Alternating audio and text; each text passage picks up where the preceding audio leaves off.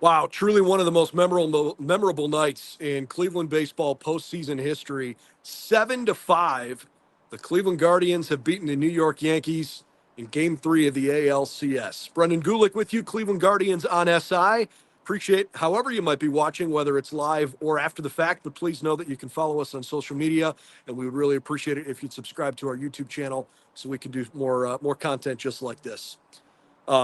This was an absolutely bonkers baseball game for so many reasons. And it's hard to wrap your head around what we just saw.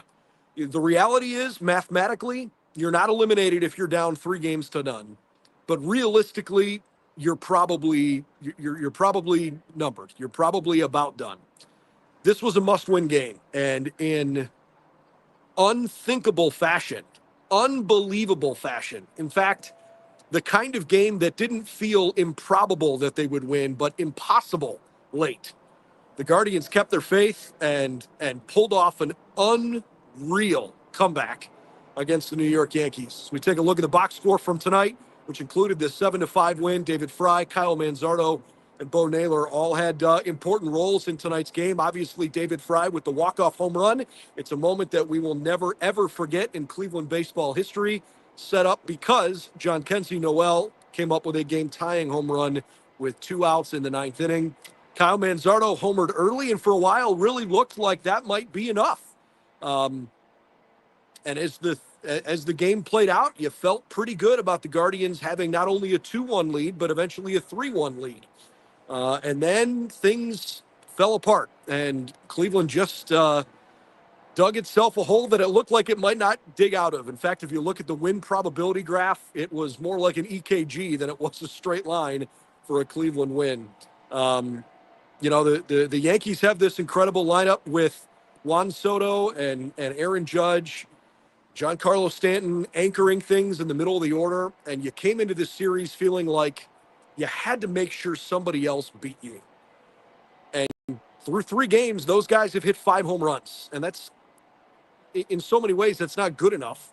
Now, it speaks to how impressive those guys are, but you can't make mistakes to the best players on the Yankees, especially when they feel vulnerable. And to Cleveland's credit, they clawed all the way back. You want to talk about truly like unthinkable home runs. I mean, I said it in the press box when it happened. There is one guy on the planet that can do what happened to Emmanuel Clase on that pitch, and it's Aaron Judge. An 18-degree launch angle on a 99-mile-an-hour cutter that has been the 3rd best pitch in baseball. Any pitch from any pitcher. The cut fastball from Emmanuel Clase has been the 3rd most effective pitch in baseball this year.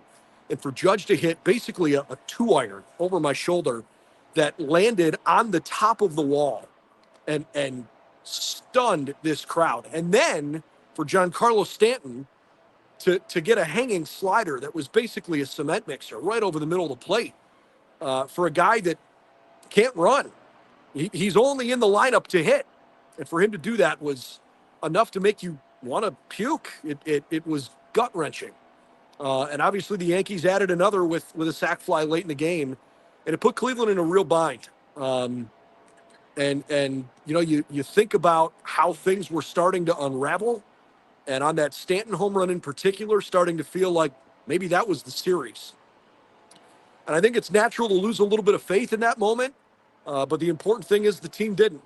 And it's hard to wrap your head around how they pulled off a comeback against Weaver and Holmes in a game that had so many weird outliers, so much power on both lineups that delivered and also faltered. You don't see Emmanuel Clase do what he did, and we'll talk about that more in a minute. You haven't seen Luke Weaver in the last couple of months do what he did. And then for Holmes to come on late, and he's one of the hardest right versus right pitchers in the game. And for David Fry to hit one, a few rows deep in the bleachers was amazing. This place was literally physically shaking. The press box was shaking. It felt like an earthquake. we've had a couple of those moments here of late, and they'll never get old. And it's wild to think that they've happened in such, tight consequence, or I should say, in tight sequence. Um, we've had some pretty remarkable home runs in this series, but I think it was really important for Cleveland to find a way to win this game, especially when it looked like it just wasn't going to happen. And you think about how lacking power this Cleveland lineup was a year ago. For them to come up with home runs from Johnkensy Noel, who hasn't hit a home run since the middle of August, and David Fry, who, I mean, at this point, you know the story. He's a player to be named later in a trade, and he's been through a lot this year. Not able to play defensively basically at all. Wasn't in the starting lineup tonight. Comes in and hits that home run in a big situation. Gosh, it was a night that Cleveland baseball fans will simply never, ever forget. I want to talk about Matthew Boyd because this is the 8th game of the playoffs for the Guardians. And if you look at maybe where they've been vulnerable, there's a couple of areas, and one of them certainly has been starting pitching. And Matthew Boyd, right now, for my money, is the best starting pitcher on this team today, right this moment. And I'm not trying to ignore what Tanner Bybee has done throughout the course of the year. But if there's another game that Cleveland has to win, if Boyd is rested, I want him on the mound. I absolutely want to see that guy pitching with a lot of pressure on him. He's been great through 3 postseason starts. They've obviously varied in length. Today was really impressive, and they needed it so desperately from him to get 5 innings, to give up just 1 run on 2 hits and retire the last 10 in a row that he saw. He scattered 3 walks. He struck out 4. He got a bunch of ground outs. He was dodging barrels all night, and I thought it was really impressive the way Boyd put Cleveland on his back and left with a 2-1 lead and gave Stephen Vogt a chance to set up his bullpen and use it the way he wanted to. Bring Cade Smith on for the 6th. Tim Herron, I think, has been a little bit shaky in the postseason, although his numbers might not totally indicate it. Herron was able to get through the 7th inning, and then Hunter Gaddis comes on for the 8th, and he gets the first couple outs that he needed. And then I think he kind of, intentionally walked Juan Soto. He basically just said, look, I'm not going to give you a pitch to hit. And then Stephen Vogt goes to Clase. And this team decided that they're going to ride Clase as far as they can. And, the reality is this is a tough game. And I feel bad for Emmanuel that he's going through it right now. He's given up more runs in the postseason than he gave up in the regular season. Think about that for a minute. Give up 5 earned runs the whole regular season, 2 homers the whole year. And he's given up 7 runs in the playoffs and 3 home runs. And they have been soul-crushing, monumental home runs to Kerry Carpenter, and then tonight to Aaron Judge and Giancarlo Stanton. And you may have seen it on my Twitter account here a bit ago before we were in the press conference. He left the building fairly quickly. Now, I've been told nobody asked to talk to him, so it's not like he actively dodged media. But he didn't stick around for very long. And I just hope that he can get his head right because his stuff is unbelievable. But he's in unfamiliar territory for him. This is not something he's ever experienced at the big league level. He's never given up 2 home runs in a game in Major League Baseball, let alone back-to-back home runs. And I hope he can get his head right because this team needs him. If the Guardians are going to win the World Series, which, despite that incredible roller coaster we just went on, that feels way more realistic now down 2-1 than it does down 3-0, doesn't it? You got to get Clase right. And the reality is the only guys that he needs to listen to are the ones in the clubhouse. And every person that took that podium today, from Stephen Vogt to David Fry to Johnkensy Noel and Matthew Boyd, every one of them said, listen, that guy has carried us all year long, and it was our turn to pick him up. And, nobody knew that there were going to be 2 huge home runs like that from Noel and Fry. But they said, they actively talked about it in the dugout, hey, it's our turn to carry Clase tonight. And to their credit, they found a way to do it. Pretty impressive. I want to wrap talking guards ball here for a minute because this is kind of the mantra that the team has sort of established. And, there were some moments tonight where that was pretty evident. It was really on display. A couple of steals of third base, Late in the game, a bunt that got laid down to kind of move guys along. Um, the most unbelievable defensive play, in my opinion, of the entire playoffs was Andres Gimenez going so far and so deep to his left and then spinning and throwing a pretty good throw to Naylor and Josh keeping his foot on the bag. For my money, that's as good as any play as we've seen defensively in the postseason so far. And the Guardians have made some other good ones. Remember Kwan's catch and Noel's, outfield assist against the Tigers in Game 5. We've seen some really good defense, but gosh, that play was one I will never forget. That was, you talk about only one guy that can make that kind of a play. Andres Gimenez won the Platinum Glove last year as the best defender in baseball for a reason. And, the Guardians, they signed him to a $100 million contract for a reason. And there have been some moments where it's been a little bumpy for Andres. But gosh, when he is at his best and when he's putting on a show, there's nobody better. And that clubhouse really, really appreciates the way that he's played defense, not just this season, but in big moments. It was an incredible play here tonight.